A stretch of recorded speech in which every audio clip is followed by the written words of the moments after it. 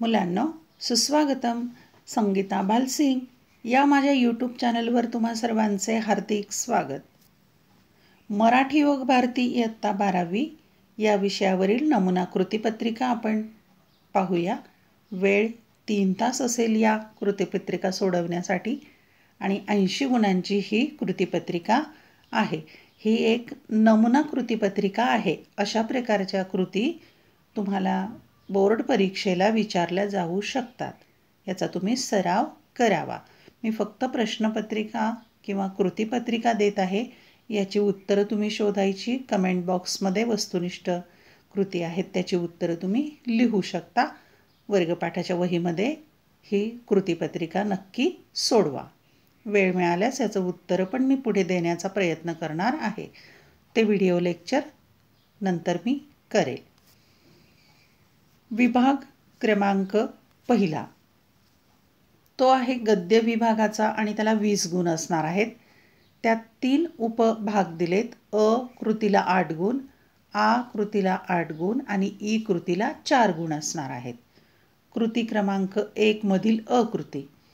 खालील उतार्याच्या आधारे सूचनेनुसार कृती करा. गुण 8 असणार आहेत त्याला. पहिली कृती. लेखिकेने योजलेल्या कारगिल प्रवासाचे टप्पे. 2 गुणांच्यासाठी ही कृती असणार आहे आणि अशा प्रकारे 4 चौकटी दिलेल्या असतील. तिथे प्रवासाचे 4 टप्पे किंवा 4 चौकटीमध्ये उत्तर लिहायचं आहे तुम्ही 2 गुणांच्यासाठी. दुसऱ्या नंबरची कृती दिलेली आहे. चौकटीत उत्तरे लिहा. त्याला 2 गुण असतील. 1 तोलोलिंगच्या पायथ्याशी असलेले स्मारक. ते नाव इथे चौकटीत लिहायचं आहे. 2 भयान पर्वतांवर चढणारे. हे उत्तर इथे लिहायचं आहे 2 गुणांच्यासाठी. आणि आता पाहूया परिच्छेद कोणता आहे तो. सकाळी उठून लांबूनच दिसणाऱ्या टायगर हिलच्या सुळक्याचं दर्शन घेतलं. थोड्याफार मिळालेल्या माहितीमुळे 1999 साली इथे काय उत्पात घडला असेल या कल्पनेनेही अंगावर काटा आला. निशब्द अवस्थेतच तोलोलिंगच्या पायथ्याशी बांधलेल्या ऑपरेशन विजयच्या स्मारकापर्यंत पोहोचलो. समोर दिसणारा तोलोलिंग, डावीकडे नजर गेली की दिसणारा rocky knob, hump, India gate, 3 people, tiger हिलचा सुळका, त्याच्या बाजूचा पॉईंट 4875, भारतीय जवानांनी काबीज केलेल्या शिखरांची रांग होय. याच मातीतून धूळ अंगावर घेत उंच 16,000 फुटांवर बर्फाच्छादित शिखरांवर शत्रूच्या तोफा पहाडावरून आग ओकत असताना या भयान पर्वतांवर आमचे धैर्यधर अथक चढत राहिले होते. मृत्यू समोर दिसत असतानाही त्याच्या जबड्यात हात घालून मृत्यूलाच आव्हान देणारी 22-23 वर्षाची तेजोमय स्फुल्लिंग होती ती. ज्यांना आशीर्वाद द्यायचे त्यांच्यासमोर नतमस्तक होऊन सलामी देणं किती कष्टप्रद आहे याची जाणीव झाली. थरथरत्या हातांनी, डबडबल्या डोळ्यांनी त्या स्मारकाला सलाम केला. वीरांना सलामी या पाठातील हा परिच्छेद. तिसरी कृती आहे स्वमत किंवा अभिव्यक्तीची. गुण आहेत 4. इथे किंवा आहे, दोन्हीपैकी एकच सोडवायचं आहे. त्यातलं पहिलं आहे सैनिकी जीवन आणि सामान्य नागरिकांचे जीवन यांची तुलना तुमच्या शब्दात करा. किंवा सैनिक होण्यासाठी कराव्या लागणाऱ्या पूर्वतयारीची माहिती लिहा. 2 कृतींच्यापैकी एकच सोडवायची आहे 4 गुणांच्यासाठी. पुढची कृती आहे आ. खालील उतार्याच्या आधारे सूचनेनुसार कृती करा. 8 गुणांची कृती आहे. पहिला पाठ जो आहे, पहिल्या पाठावरची पहिली कृती. वाहनाचा वेग अणिवार झाला तर या 4 चौकटीमध्ये उत्तर लिहायचं आहे. 2 खालील वाक्य पूर्ण करा. य रात्री भरधाव प्रवास करू नये. त्याचं उत्तर कारण इथे लिहायचं आहे. र दुसरी कृती त्यातली. लेखकाच्या मते आपले कर्तव्य. इथे उत्तर चौकटीमध्ये लिहायचं आहे. 1 पहिली कृती असेल ही 2 गुणांची आणि ही 2 गुणांची. 4 गुण झाले. आता उरलेले 4 गुण पुढच्या कृतीला असतील. तत्पूर्वी परिच्छेद पाहू. परिच्छेद आहे आपला.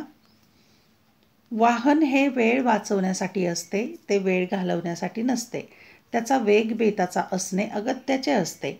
माणसे चालू आणि पळूही शकतात, पण रस्त्याने कोणी चालण्याऐवजी पळू लागला तर त्याचे कौतुक करावे का?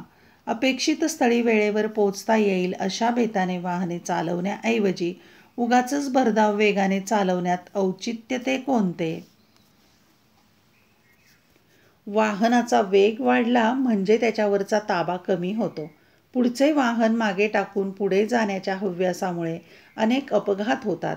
रात्रीच्या वेळी विलक्षण वेगाने धावणारी गाडी ही रातराणी म्हटली जाते. रात्री भरधाव वेगाने प्रवास करून पार पाडावीत एवढी महत्त्वाची कामे दरवेळी असतात का?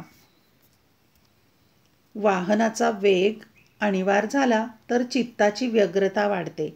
डोळ्यांवर, मनावर, शरीरावर ताण पडतो. शरीरभर अनावश्यक स्पंदने निर्माण होतात. हादरे बसून मज्जातंतू आणि मणके कमकुवत होतात. कमरेची आणि पाठीची दुखणी ही वाहनधारकांची व्यथा असते. बसणे, उठणे, चढणे, उतरणे, चालणे, पळणे, वर खाली पाहणे या मुक्त हालचालींचे संगीत विसरून स्वतःला वाहनाशी जखडून ठेवणे आणि वाहनाचा वेग अंगीकारून आपल्या शरीर व्यापारात अडथळे निर्माण करणे हे धोरण निसर्गविरोधी आहे, आरोग्याची हानी करणारे आहे. वाढता वेग म्हणजे ताण. जीवनातले ताणतणाव वाढवून पोचणार तरी कोठे? आपले स्वत्व आणि स्वस्थता हिरावून घेणारा अस्वाभाविक वेग कमी करणे हे आपले कर्तव्य आहे. उगाच भावविवश होऊन वेगवश होऊ नये. अनाठायी वेगामुळे पोचण्यापूर्वीच अंत होण्याची शक्यता वाढते. आपला पहिला गद्यपाठ आहे वेगवशता. प्राचार्य शिवाजीराव भोसले त्यातला हा परिच्छेद आणि जागर खंड 2 मध्ये हा पाठ या पुस्तकातून घेतलेला आहे. तिसरी कृती आहे स्वमत किंवा अभिव्यक्तीची 4 गुणांच्यासाठी. इथे पण किंवा किंवा विकल्प दिलेला आहे. दोन्हीपैकी एकच सोडवायचं आहे. वाहन हे वेळ वाचवण्यासाठी असते, ते वेळ घालवण्यासाठी नसते. हे विधान तुमच्या शब्दात स्पष्ट करा. किंवा रस्त्यावरील वाहतूक कोंडीत सापडल्यावर तुमची भूमिका काय असेल ते लिहा. दोन्हीपैकी एकच कृती सोडवायची, त्याला 4 गुण असतील. आणि तिसरी कृती आहे ई. खालील उतार्याच्या आधारे सूचनेनुसार कृती करा, 4 गुण. आणि हा उतारा जो आहे पाठ्यपुस्तकामध्ये नसेल, पाठ्यपुस्तकाच्या बाहेरचा उतारा आहे, अपठित उतारा. मानवी जीवनात शांती हे सर्व सुखाचे आगार मानले जाते.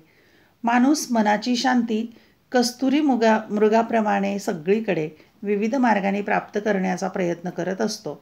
त्याला वाटते पैसे मिळाले की मनाला शांती मिळेल, म्हणून तो भरपूर पैसा कमावण्याच्या मागे लागून खूप पैसे कमावतो, पण त्याचा उपयोग होत नाही. उलट पैसे आले की शांती जाते, असाच अनुभव लोकांना येतो.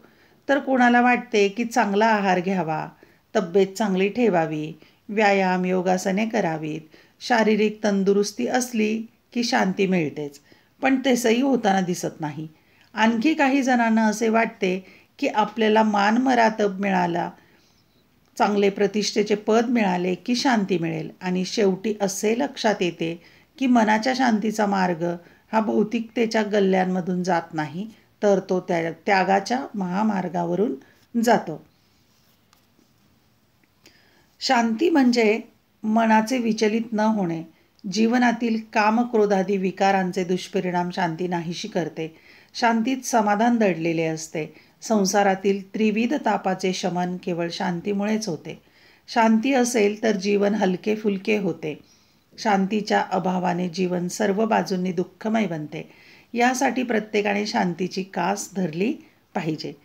हा पाठ्यपुस्तकाच्या बाहेरचा उतारा, त्यावर कृती विचारलेल्या आहेत. प्रश्न. खालील प्रश्नांची उत्तरे लिहा 2 गुणांच्यासाठी. 1. अ. शांती म्हणजे टिंबटिंबचे विचलित न होणे. तन, मन, धन. ब. वरील उतार्यात कोणत्या प्राण्याचे नाव आले आहे?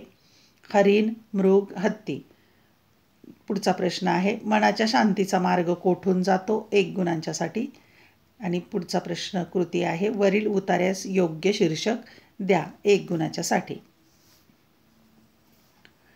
विभाग आहे दुसरा, क्रमांक 2चा विभाग पद्य आहे आणि गुण आहेत 16. त्यामध्ये कृती क्रमांक 2 अ. खालील कवितेच्या आधारे सूचनेनुसार कृती करा. गुण असतील 8.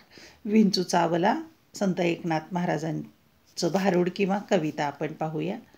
विंचू चावला, वृश्चिक चावला, काम क्रोध विंचू चावला, तमघाम अंगासी आला, पंचप्राण व्याकुळ झाला, त्याने माझा प्राण चालिला, सर्वांगाचा दाह झाला, मनुष्य इंगळी अति दारुण, मज नांगा मारिला तिने, सर्वांगी वेदना जाण त्या इंगळीची, या विंचवाला उतारा, तमोगुण मागे सारा, सत्वगुण लावा अंगारा, विंचू इंगळी उतरे झरझरा, सत्व उतारा देऊन अवघा सारिला तमोगुण, किंचित राहिली फुनफुन, शांत केली जनार्दने.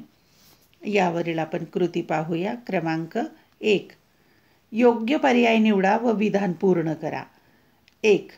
तमघाम अंगासी आला म्हणजे 4 पर्याय आहेत, एकच निवडायचा आहे. अ. संपूर्ण शरीराला घाम आला. आ. घामाने असह्यता आली. ई. घामामुळे मन अस्थिर झाले. ई. शीघ्रकोपी वृत्ती वाढीस लागली. 2. मनुष्य इंगळी अति दारुण म्हणजे अ. माणसातील विकाररूपी इंगळी अतिशय भयंकर असते. आ. मनुष्याला इंगळी चावणे वाईट. ई. इंगळी मनुष्याचा दारुण पराभव करते. ई. मनुष्याला इंगळी नांगा मारते. 2 गुणांच्यासाठी आहे हा. पुढची कृती आहे दुसरी कृती. काम क्रोधरूपी विंचू इंगळी उतरवण्याचे उपाय, आणि 2 उपाय लिहायचे आहेत 2 गुणांच्यासाठी. पुढची कृती आहे दुर्जनांची संगत इंगळीच्या दंशा इतकी दाहक आहे, त्यावर सत्संग हा सर्व दाह शांत करणारा उपाय आहे, स्पष्ट करा. 4 गुणांच्यासाठी.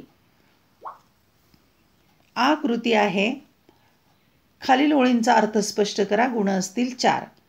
अंगणात थांबलेल्या तुझ्या प्रेयस चांदण्याला दार उघडून आत घेण्याचेही भान राहत नाही ग तुला. बागेतली ती अल्लड जाई ही पेंगुळते तुझी वाट पाहून पाहून, पण तू मात्र झालीस अस्तित्वहीन, प्राण हरवलेली पुतळी. ई कृती आहे कोणतीही एक करायची. 2 दिलेले असतील 4 गुणांच्यासाठी. नाही बेन ग मन दाबते बाई दाबते, कांड्या कांड्यानी संसार सांधते बाई सांधते. या ओळीतील विचार सौंदर्य स्पष्ट करा, किंवा यापैकी एकच सोडवायचं आहे म्हणून किंवा दिलेलं आहे. प्रस्तुत कवितेतील खालील पद्यपंक्तींचे रसग्रहण करा. रसग्रहण करायचं आहे किंवा विचार सौंदर्य, दोन्हीपैकी एकच. समुद्र कोंडून पडलाय गगनचुंबी इमारतींच्या गजानाड, तो संत्रस्त वाटतो संध्याकाळी, पिंजारलेली दाढी झिंज्या, हताशपणे पाहत असतो समोरच्या 32व्या मजल्यावरील मुलाकडे, ज्याचं बालपण उंच पण अरुंद झालंय आणि त्याला कल्पनाच नाही. समुद्राच्या डोळ्यात थकव्यांचं आभाळ उतरत येतं आणि शिनून तो वळवतो डोळे. इमारतींच्या पलीकडच्या रस्त्यावर थकलेल्या माणसांचे पाय, बसची चाकं. रसग्रहण करायचंय या पद्यपंक्तींचं. विभाग 3रा आहे साहित्य प्रकार कथा, आणि त्याला 10 गुण आहेत 3ऱ्या विभागावर, कथा या साहित्य प्रकारावर. कृती 3री. खालील उतार्याच्या आधारे सूचनेनुसार कृती करा. गुण असतील 4. त्यातली य कृती आहे कथेच्या सादरीकरणासाठी आवश्यक भाषिक कौशल्य लिहा. 2 गुणांच्यासाठी. इथे 4 कौशल्य लिहायची आहेत, त्याला 2 गुण असतील. परिच्छेद पाहूया. कथेचे सादरीकरण ही एक कला आहे आणि योग्य प्रयत्नाने ती साध्य होऊ शकते. विविध प्रकारच्या कथांचे मूक वाचन, प्रकट वाचन करण्याचा सराव, विविध कथा लेखकांची किंवा लेखिकांची लेखनशैली समजून घ्यायचा केलेला प्रयत्न, भाषेची जाण, शब्दोच्चार आणि सादरीकरण कौशल्ये यामुळे कथाकथनाचे तंत्र अवगत होऊ शकते. अलीकडच्या काळात कथाकथन क्षेत्रात अनेक व्यावसायिक संधी उपलब्ध होत आहेत. कथा अभिवाचनाचे कार्यक्रम विविध निमित्ताने रंगमंचावरून सादर केले जात आहेत. आकाशवाणी, दूरदर्शन या लोकप्रिय माध्यमातून सादर केले जाणारे कथाकथन अधिकाधिक लोकांना आकर्षित करत आहे. या पार्श्वभूमीवर कथा सादरीकरण हा पैलू लक्षणीय ठरतो. अभिवाचनामुळे कथा श्रोत्यांपर्यंत योग्य प्रकारे पोहोचण्यास मदत होते. कथेचे अभिवाचन एकाच वेळी अनेकांकडून केले गेले तर आवाजाचा एकसुरीपणा टळतो. संवादातील चढउतार, चटपटीतपणा, शब्दफेक यातील विविधतेचा आनंद श्रोत्यांना मिळतो. कथेतील घटना, प्रसंग, व्यक्तिरेखा यांचे आकलन होण्यास मदत होते. कथा वाचनाला जर पार्श्वसंगीताची, प्रकाश योजनेची, नेपथ्याची जोड दिली तर ते अभिवाचन श्रोत्यांवर चांगला परिणाम करते व दीर्घकाळ स्मरणात राहते. यावर कृती दिलेल्या आहेत. एका वाक्यात उत्तरे लिहा. 2 गुण असतील. 1. कथेचे अभिवाचन एकाच वेळी अनेकांनी केल्याचा परिणाम लिहा. 2. श्रोत्यांच्या स्मरणात कथा दीर्घकाळ राहण्याचे कारण लिहा. पुढची कृती आहे आ. खालीलपैकी कोणत्याही 2 कृती सोडवा. 6 गुण असतील त्याला. 1. कथेच्या शोध या शीर्षकाची समर्पकता तुमच्या शब्दात पटवून द्या. 2. गावातल्या उचापती करणाऱ्या लोकांबद्दल तुमचे मत स्पष्ट करा. 3. स्वतःचा स्वतंत्र मेंदू घेऊन जन्माला आलेला जीव दुसऱ्याचं ऐकतो, त्याच क्षणी तो स्वतःचं अस्तित्व, निसर्गानं जगाकडं पाहण्याची दिलेली स्वतंत्र नजर हरवून बसतो. या विधानाबाबत तुमचे विचार लिहा. 4. गढी, वाननदी आणि वटवृक्ष या 3 प्रतीकातून गावातील स्थित्यंतराचे दर्शन कशा प्रकारे घडवले आहे हे प्रत्येकी एकेका उदाहरणाद्वारे स्पष्ट करा. यापैकी फक्त 2 कृती सोडवायच्या आहेत. 3-3 गुणांच्यासाठी 1 कृती असेल. विभाग क्रमांक 4. उपयोजित मराठी. गुण असतील 14. कृती क्रमांक 4 अ. खालीलपैकी कोणत्याही 2 कृती सोडवा. 4 गुण असतील म्हणजे 2 मार्कालाच 1 कृती आहे. 1. मुलाखत घेताना घ्यावयाची काळजी लिहा. 2. माहितीपत्रकाची गरज असणारी क्षेत्रे लिहा. 3. अहवालाची आवश्यकता लिहा. 4. अहवालाचे स्वरूप स्पष्ट करा. 4 पैकी 2 सोडवायचे. त्यातलीच आ कृती आहे. खालीलपैकी कोणत्याही 2 कृती सोडवा. गुण असतील 10. 10 गुणांच्यासाठी 2 कृती म्हणजे 1 कृती 5 गुणांना. मुद्दे दिलेले असतील त्या मुद्द्यांच्या आधारे उत्तर लिहायचे. क्रमांक 1. खालील मुद्द्यांच्या आधारे मुलाखतीचे स्वरूप स्पष्ट करा. मुलाखत म्हणजे मुलाखतीचे 3 घटक, मुलाखतीची माध्यमे, सामान्य व असामान्य व्यक्तीची मुलाखत. इथे प्रत्येक मुद्द्याचं स्वतंत्र स्पष्टीकरण न करता सलग उत्तर लिहायचं आहे मुलाखतीचे स्वरूप या प्रश्नाचं. 2. खालील मुद्द्यांच्या आधारे माहितीपत्रकाच्या रचनेची वैशिष्ट्ये स्पष्ट करा. प्राधान्य, उपयुक्तता, वेगळेपण, लेआउट, भाषाशैली. 3. खालील मुद्द्यांच्या आधारे अहवालाची 4 अंगे स्पष्ट करा. 4 बाजू स्पष्ट करायच्यात अहवालाच्या. प्रास्ताविक, मध्य, समारोप, भाषा. 4. खालील विषयावर अहवालाचे लेखन करा. तुमच्या कनिष्ठ महाविद्यालयातील स्नेहसंमेलन यावर अहवाल लेखन करायचं आहे. 4 पैकी केवळ 2 कृती सोडवायच्यात म्हणजे 1 कृती 5 गुणांच्यासाठी. विभाग 5वा सुरू झालेला आहे. व्याकरण आणि लेखन त्यासाठी 20 गुण. 10 गुण व्याकरणाचे आणि 10 गुण निबंध लेखनाचे. त्यातली 5वी अ कृती आहे. सूचनेनुसार कृती करा. 10 गुण. 1. सूचनेप्रमाणे सोडवा. त्याला 2 गुण असतील. य. परशाने प्रश्न नम्रपणे विचारला नव्हता या वाक्याचं होकारार्थी करायचं आहे. र. गोडधोड हे सुद्धा पूर्ण ब्रह्मच असतं की वाक्याचा प्रकार ओळखायचा आहे. 2. सूचनेप्रमाणे सोडवा. त्याला 2 गुण असतील. य. झुणका भाकर या सामासिक शब्दातील समास ओळखा. र. पांढरा शुभ्र या शब्दातील समास ओळखा. त्याचे पर्याय दिलेले आहेत. पांढरा शुभ्र या समासाचे द्विगु समास, कर्मधारय समास, अव्ययीभाव समास आणि इतरेतर द्वंद्व समास. अचूक समास ओळखायचा आहे.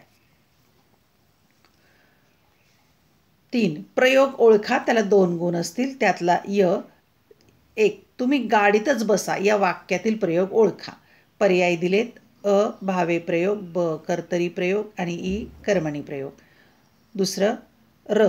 खालील वाक्यातील प्रयोग ओळखा व लिहा. मानवाला निसर्गाची ओढ लागून राहिली या वाक्यातील प्रयोग ओळखा.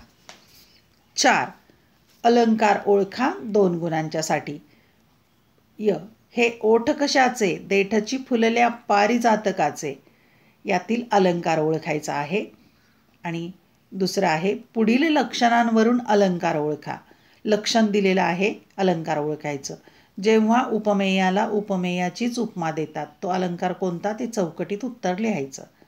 5. मन समेवर असणे या वाक्प्रचाराचा अर्थ सांगून वाक्यात उपयोग करा. 2 गुण असतील. एक गुण असेल वाक्प्रचाराचा अर्थ सांगायला आणि वाक्यात उपयोग करायला, दुसरा गुण असेल. शेवटचा प्रश्न कृतीपत्रिकेतला. खालीलपैकी कोणत्याही एका विषयावर सुमारे 200 ते 250 शब्दात निबंध लिहा. 10 गुण असतील. विषय 1. कोरोनानंतरचे बदलते जग महत्त्वाचा विषय आहे यंदाच्या वर्षी. 2. शेतकऱ्याचे मनोगत. 3. इंटरनेट शाप की वरदान. 4. श्री जन्मा तुझी कहाणी. आणि 5. मी सैनिक होणार. यापैकी कुठलाही एक निबंध लिहायचा.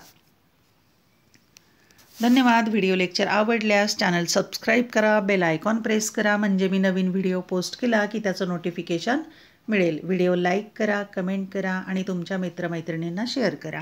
अभ्यासासाठी शुभेच्छा.